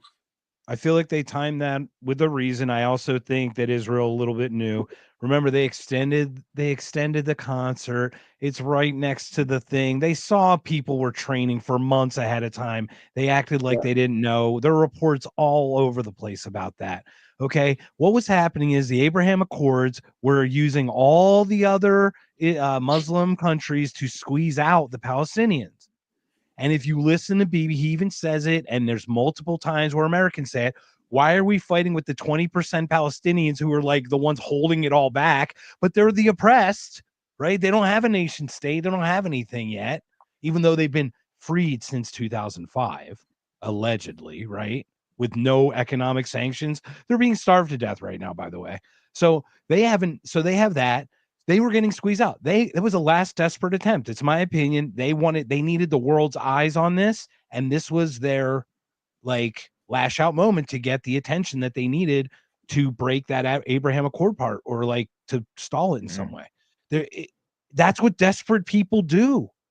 Like terrorism is the less powered people doing what greater powers do to other nations. Yeah. Like, they use bombs and guns too, right? Like, it's not right. It's not ethical. It's not justifiable, but not at all. But you have to be able to look at it through like a critical lens, right? Yes, and you have to live in those shoes. You have to, though. Like, it's not, you know, you can't. I guess that's woke. You got to look at through a critical lens, like pick it apart and understand what both sides are going through. I follow the science. But that is a science. That is science, though, right? Science. It is totally is. Like I said, science is proving everything wrong, because that means it's definitely not that. I love finding out that stuff's not right. Yeah, it's beautiful. I don't know if you guys have seen James Lindsay recently. He unblocked me, by the way. He blocked me for a day, but I'm back. I've been blocked. Do we whine? What happened? Did we make some kind of movement? I'm not sure, but he's talking about a new thing he calls woke libertarian. I don't know if you guys have seen this. It's a critical government theorist, someone who will make common cause with the woke right, but someone who uses their skepticism of government to frame everything in the government is bad frame, I guess. It's not It is literally bad is the libertarian mindset. Government is bad. If there was a motto, it would be government is bad. How is that woke libertarian? That's just libertarian. It's not even new. Like, this philosophy's been around longer than James Lindsay's been alive. So I don't know what the fuck he's talking about, right? He didn't come up with some new like. Did he Sam Harris on us? Did he break right instead of break left? Did he just break right? That's what we'll call it. The broke right and the broke left. Oh my God. There it is. We have a new term. Oh, yeah, I sorry. think Go ahead, Jesse. I apologize. I'm just getting more and more angry with this. Yeah, I think a lot of it's personal to him. And I think I think he's lost his like empirical resolve, right? Like his perspective, kind of scientific, looking at things from a scientific perspective, like he's become very reactionary about shit, I guess. I don't know. It's fucking sad to watch. I used to cheerlead for that dude because I really felt sad. Like he was onto something, man. And I'm not gonna throw out everything he's done or said. Like I think no baby out with the bathwater. No, take the good ideas with you for sure. I can't. But that's how it works. That's how philosophy works. That's how the philosophy of science works. It's like we take, we might not be happy with what so and so said. Like we might think Aristotle was stupid on some shit, and we did. So like we took the things that he created that were good and like moved forward with them. And every time some philosopher comes out with something new and we pick it apart and we bring forward the stuff that works and we throw aside the stuff that doesn't, because you have to, like, otherwise you stagnate, right? Like you can't stagnate as a society, you don't go anywhere. So I think he just took a wrong turn. He's not wrong about everything. It's just like he took this way too far with the woke stuff. 100%. And libertarians, like, are you not allowed to be critical of any structure of power, of any system? Because if that's your definition, then okay, I guess you have to be, right? Like, I don't know. I mean, it literally is what it is. Decentralized. Wait a minute, you're a woke libertarian. Well, what do libertarians believe in? Decentralization. Oh yeah. Wait a minute. This guy. I just want to play that real quick. Only because Zach said it. We'll play this clip next just because it's fun. Good timing. Right. Yep. I just want to look at what we look like from abroad. Again, both from friends and enemies. I mean, I think it should be of grave concern that Russia has gotten happier and happier every time they've contemplated this series of own goals we scored on ourselves, and the communications from the Kremlin and on Russian television. I mean, like just after that Zelensky press conference, if Trump isn't a Russian asset, one wonders, how he could do a better impression of one, right? I mean, he's doing exactly what Putin would want. I mean, the Bukele moment was just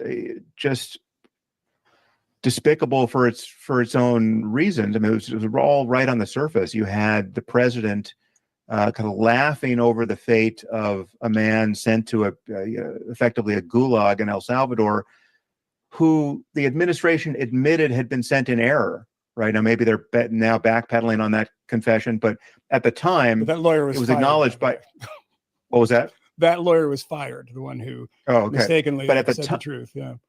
At the time, that he yet had not been denied. Right. It was just everyone knew that he was sent in error, but it was still an object of comedy for the president and the administration that he was there, and no one had the authority to get him back. It was just awful, and again, it's awful by virtue of the fact that we can no longer even pretend to hold the moral high ground. I mean, we're not on the side of democracies and open societies struggling to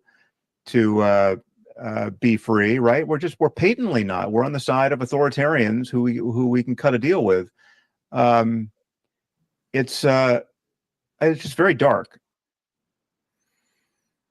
We're on the side of authoritarians we can cut a deal with. Isn't that every foreign policy since World War II? Yeah, this is nothing new. This is you can say what you want about Trump, but God, just the whole Russian asset thing. That's really why I wanted to play this, is because it's so like, this clip is from last week, I think. This is not from 2016 when everyone was saying Russia, Russia, Russia. He still hasn't got over the, oh, it's Russia collusion. Oh, he's working with Putin. He's a Putin puppet. It's just, bro, you need a new playbook. Well, as much as he might be right about the immigration stuff and the guy they sent to El Salvador that wasn't supposed to go. He might be right about that. Well, we have a due process issue with that for sure. But, yeah, to start out with Russia is just like, bro, dude, you're not getting it. But here's the thing I wonder. Yeah, like, where did these people come from? Like, why is Sam Harris so important? Like, that's a great question. Not just Sam Harris, but like all these people. Like, yeah, they're podcasters or whatever, but like, why do their opinions matter so much to people? Like, I always wondered that.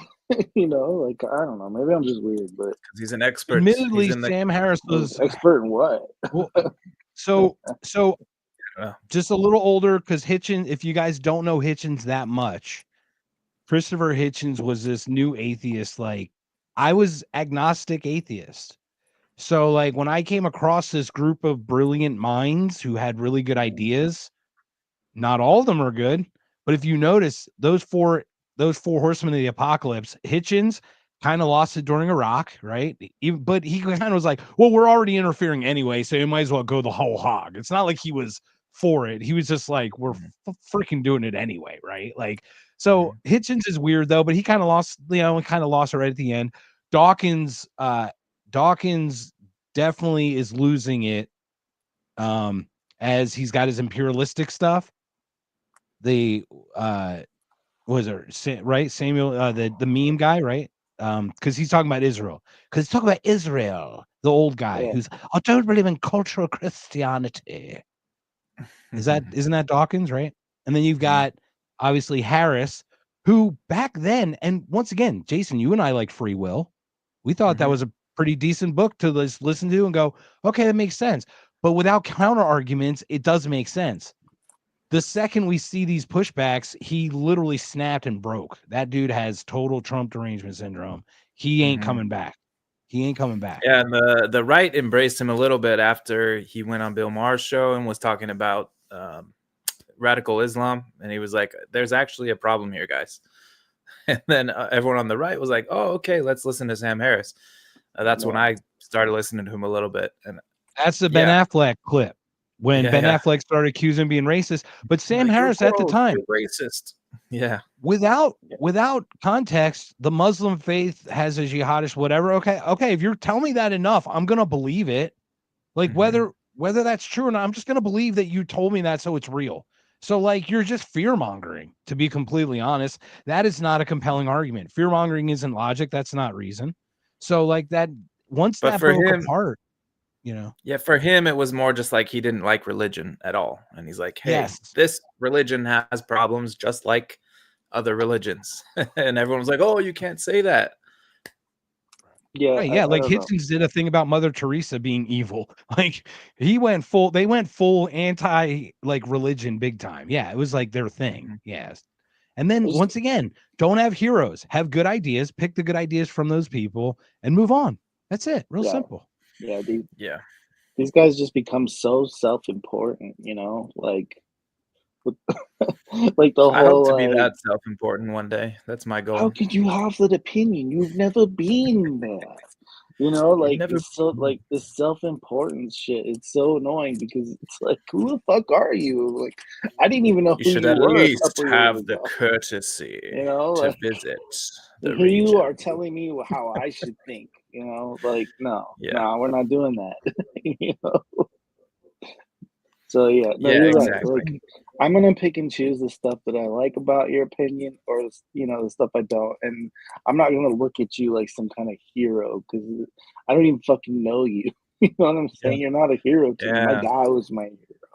And a big one for me is Peterson. Jordan Peterson's a real big one, I think, snapped. Like, I honestly think he's the psychopathic narcissist that he's warning everybody about. Like, it is not that far from it. But yeah, and I feel like it's that way with all of them, because the more and more like popular they've become, like the more they've become like super self-absorbed and not willing to listen to anybody else's thoughts and quick to like jump on everybody else for having a different opinion. And it's like, no, like you're no longer thinking rationally anymore. It's just, yeah. No, I was going to try to clip it earlier today, but I can't get some of these clipping things to work right now. But literally, we saw last week where we did the woke right stuff, to just circle back, where Peterson was talking about the narcissism, about Christ is King stuff. I just watched Russell Brand today talk about Christ being king. And then you sit there and you watch Jordan Peterson and Russell Brand kneeling together praying during the anti-war movement thing. Remember, can I pray with you? Remember that whole thing? And then you're like, who's the narcissist crazy person connecting with the guy who said Christ is king? Your same guy has said Christ is king. Your guy, the guy that you're praying with, and you're calling out Candace Owens of all people. Candace Owens, who's a loving mother of like 4 children now, that she's having her 4th on the way or something. Are you kidding? How does this happen? What he was a family values, like all that stuff. And then Michaela visited like Andrew Tate, the Tate brothers, and hung out with them. Mind blown. Dude, like weird, like. I don't even get it, man. We're in a simulation, like right? That might be the moment that made Peterson snap, seeing his daughter with Andrew Tate. Is this is this a real world, or is this like some real simulation? No, it's a lesson that we all had to learn. A lot of people still need to learn, is that you can't have these heroes of people. You can't do it. They're going to let you down at some point. The message is the important part. Take a message away from people. Like, don't listen to Jason. Don't join a group because of the person. Join because of the ideas, right? If you believe in something, it shouldn't be because you're in this cult, this club of like, I got to be in here because, all these people are here, they're cool. No, is it because are you principled? Do you believe in what you're actually saying? I think most people don't think about it. They're more into the joining a tribe, being part of the cool club. It's not really about ideas or principle or anything like that. Right. I think I'm glad that Zach is a narcissistic psychopath for joining us. Anyway, good, Jesse.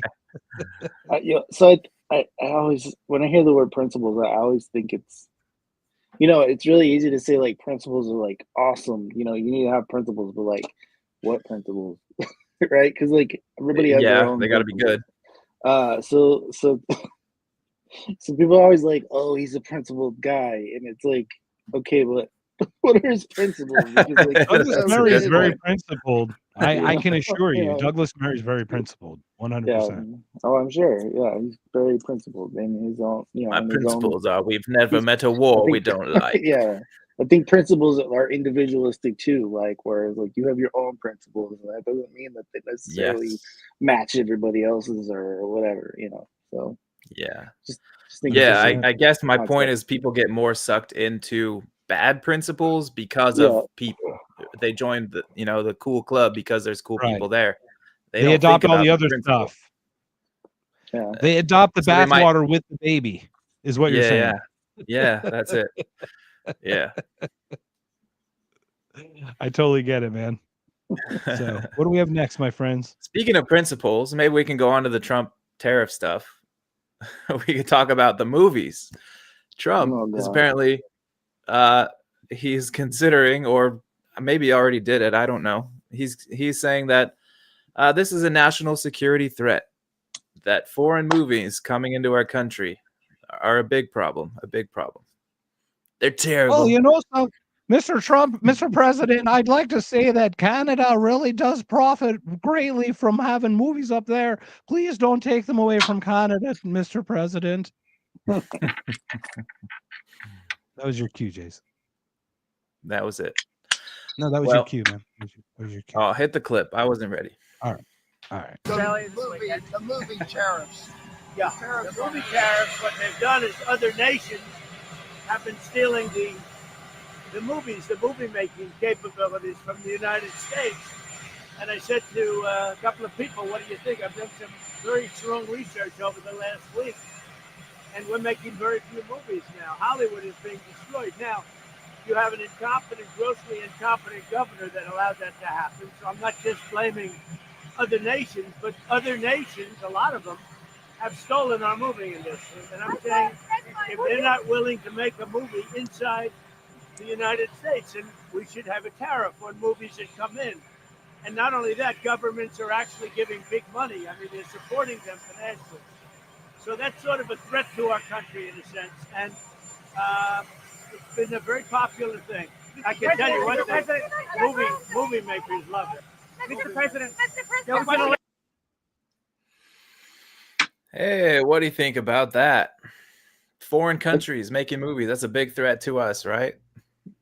It's always like this random shit that's a threat to national security. Yeah. So like I took national security. Could you be more random? I took national security last semester, and like you'd be surprised at like what the stuff they're like, oh, this is a threat. Global warming is a threat to national security. Like, of course. Like, I mean, you name it. You know what I'm saying? Like, everything's a threat to national security, and because it's a threat to national security, we need more government. Right? Like, we need more intervention. Like, this stupid as shit. Like, right? And people just go along with it. They're like, oh my God, threat to national security. If global warming is a threat to national security, then we need to, like, you know, we need more FBI agents. Like, what the fuck does that have to do with anything? I like how he says, like, they're taking our ability to make movies. Other countries somehow take our ability to make movies. Like, that is just some ridiculous nonsense. I don't think it has anything to do with that, because I think what's happening is we are becoming like so decentralized, right, at a really fast pace, that like the music industry, the movie industry, I mean, all these industries are becoming like outsourced to like everybody, right? Like you can freaking make a movie on your computer now that probably has like somewhat, you know, the same quality as like a regular, you know, movie that you would see in theaters. Or you can record a song, you know, for your album on your computer by yourself, right? And you don't need a record label or, you know, or even a band, you know? So like everything is becoming super decentralized, right? Even crypto, like crypto started like Bitcoin, Ethereum, or whatever. Now it's like fart coin and fucking shark coin. You know what I'm saying? Right? Trump like, coin. You could literally you literally press a button and create your own crypto token like instantly. Like that's how crazy it is. Speaking of which, now. Jesse, you got some exciting news. So I'll be right back. A lot of work went into it, but most of the work that went into it didn't go into making the coin. It was just like making the website and stuff. But yeah, so I created ANCAP coin. Sooner or later it'll move, but it's more about creating a conversation or starting a conversation. I think it's pretty cool. I've been making all these memes with it. I've been getting a lot of followers that also making memes with it. So, you know, it's whatever. If it goes somewhere, that's great. If it doesn't, it's fine too. But yeah, people are buying it a little bit, so I'm cool with that. Cool. Well, here's the thing interesting, like about movie sets. I know Jason will get back, but it's like I know it's gotten very expensive to like film in cities. So they started moving to like suburbs and whatever, but then it got cheaper to move in Canada. And it's like, that's how the free market works. Then we'll go overseas and like, oh, let's make a vacation and pair the vacation. We'll make it like something more enticing for someone to want to film there and blah, blah, blah. So they do all these different things to entice all these people. That's how free market works. My question is, what is 100% tariff on a movie set? How do you like oh, it would have cost $1 million in Pennsylvania, and it costs 300,000. So your tariff is 700,000. Like what? How does that work? Plus, look at the American movie industry. Seriously, like this has been the center of propaganda for the U.S. government, right? This has led us to a bad place. We do not want Hollywood having full control over the movie industry. Legacy Right just asked the question about how I made the token. I just used pump.fun. It was pretty easy. But I'm actually starting to experiment with like JavaScript and stuff. I've already created several other tokens on the Solana blockchain, and with a little bit more stability and stuff. So I don't know, sooner or later I'll have a lot of cool stuff to create. But yeah, that one was really easy. It was the website building and everything else that was not. So very cool. So I want to piggyback off that Trump thing with the movies. Like, when will people realize the government is not our parent? It is our child. Like, people don't get this. This is like the biggest thing. I think that's the epiphany people don't get. It's like, we need a daddy. We need a government. We need that pay. We need that thing. And if you look at Trump has been acting like a stern father figure, right? We're doing this. We're pushing forward. We're going to be great. We're going to blah. Okay. He's like, square peg in a round hole or whatever. Okay. People like the action stuff, but all of the three of us, no, he is not our father. He's us. He's gotten our father to the point where Jason, what does he tell us what's going to happen next? He's going to tell us so much that how many toys we can have next. Yeah. You don't need 30 dolls, okay? You're gonna have 3 or 4 dolls, you're gonna be very happy. That's all you need.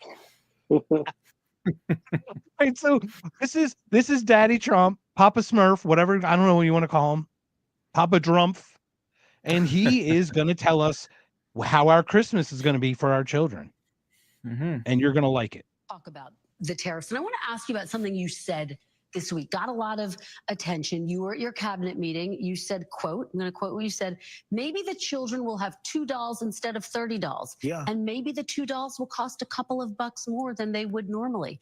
Are you saying that your tariffs will cause some prices to go up? No, I think the tariffs are going to be great for us because it's going to make us rich. But you said some dolls are going to cost more. Isn't that an acknowledgement that some prices will go up? I don't think a beautiful baby girl that's 11 years old needs to have 30 dolls. I think they can have 3 dolls or 4 dolls because what we were doing with China was just unbelievable. We had a trade deficit of hundreds of billions of dollars with China.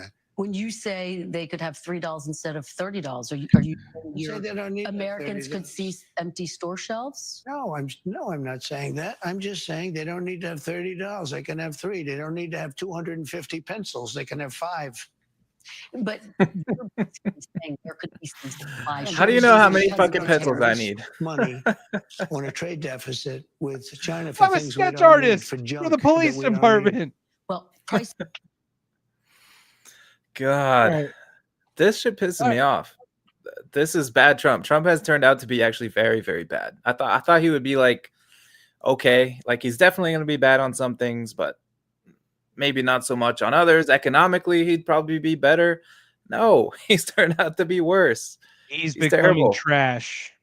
Yeah. Excuse me. You're in no position to tell us how many dolls we need. No. Literally, he's literally the father who says, don't do as I say, not as I do. That's literally what he is. Yeah. Fuck. That's bothersome.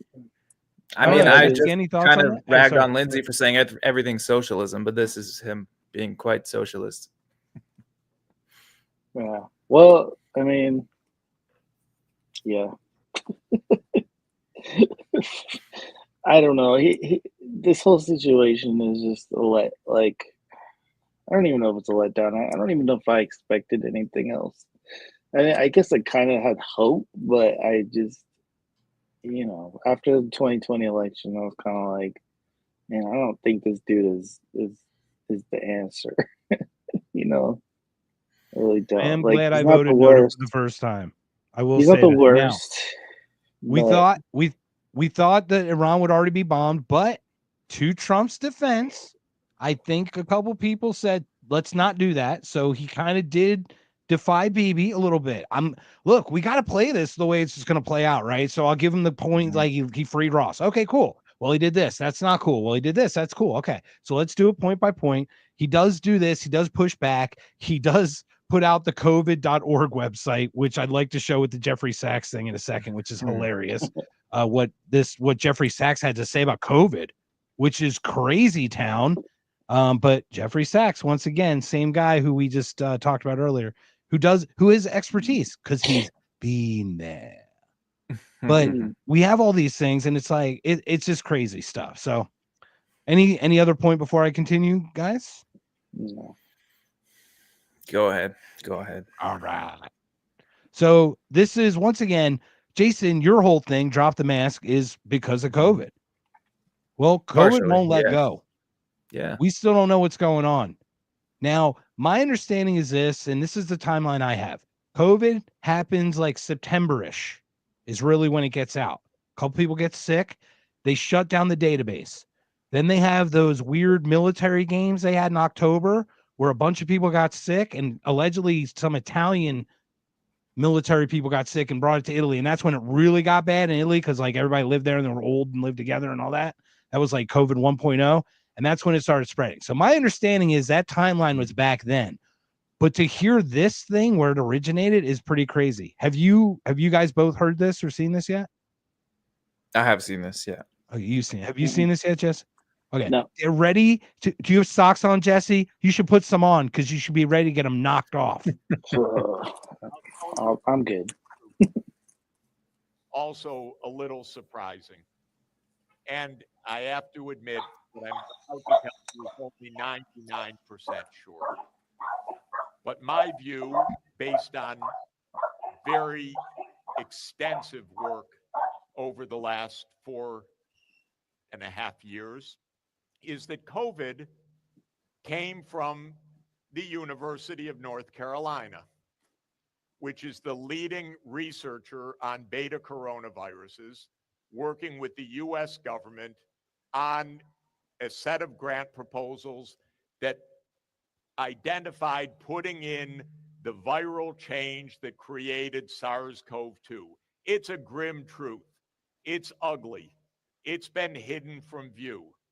The reason I mention it in this context is we don't have any global governance that is effective right now to control the manipulation of dangerous pathogens like the manipulation that created the pandemic. And when it happened, and officially it took 7 million deaths, but probably if you count all of the deaths associated with COVID, it was probably closer to 20 million deaths. Even when that happens, it's never properly investigated. It's covered up. It's hidden from view. This is a big claim. It's the first time that Yes. I hear it. Can you tell us a bit more about this? How and why? And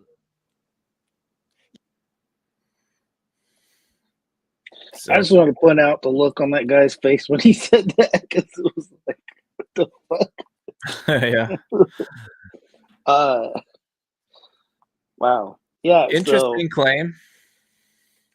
The virus came from North Carolina University. Having watched a lot of his videos and stuff, I kind of want to believe him. I don't know. He doesn't seem like the person that would just like destroy his own reputation just to say some shit. You know what I'm saying? Like, he speaks in front of the UN, you know? Like, a few weeks ago, he was in front of the UN talking about Ukraine. And, like, but the ramifications of that, that's not good. Does it change much? Because we kind of suspected that the NIH was involved with this, right? Like, at least they put the research over in Wuhan, where it leaked out of. That was kind of the accepted understanding, more or less, right? So,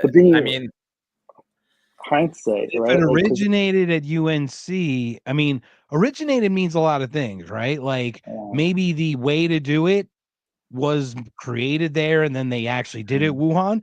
But if they actually did it at UNC, then transported it to Wuhan, now we're talking a different kind of creation story, right? Like those are two trying very to different. blame China for everything. well, because I Right. don't, like hindsight, I kind of remember China saying that, or accusing the U.S. of starting it. So, accusing the U.S. of dropping it in China.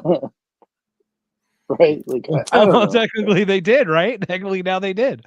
But I mean, how many anthrax claims, all these other claims, E. coli, all these other weird ones were from these lab leaks from all over. And he talks about global governance again. And you're like, dude, how did they handle it last time? Yeah. They handled it like the big crap. point of all this, right? This is the context of his earlier comments we looked at of we need a big global government to control this, right? That was the context. That was really the point of all this. So maybe, yeah, it came from UNC. I don't know. It could have. It sounds believable. Sure. But the point he gets to is, oh, well, if we just had a big government to control this, we could have stopped it. And that's just not true. That's absolutely not true. Failing upward again. It's like, how many times can we keep giving more power to failure? You know what I mean? And now, before we call it, guys, because I know we're hitting up on 2 hours here, but before we call it, we've got this scene I'd love for you to set up, Jason, because I know you saw it, but look who's on the side of the people who are trying to control us. Whoa. Look at this awesome Oh, thing. yes. Oh, yeah. Milli Vanilli? So this guy was a journalist. No And idea. have you seen this one, Jesse? No. All right, The let's White get House your initial Correspondents' reaction. Dinner. I think you'll get a kick out of it. We got to. You're gonna play it 'cause love. we're running out of time. Run out of time. I'm gonna play it right now. We journalists are a lot of things. We are competitive and pushy. We are impatient, and sometimes we think we know everything. But we're also human. We miss our families and significant life moments in service to this job. We care deeply about accuracy and take seriously the heavy responsibility of being stewards of the public's trust. What we are not is the opposition. What we are not is the enemy of the people, and what we are not is the enemy of the state.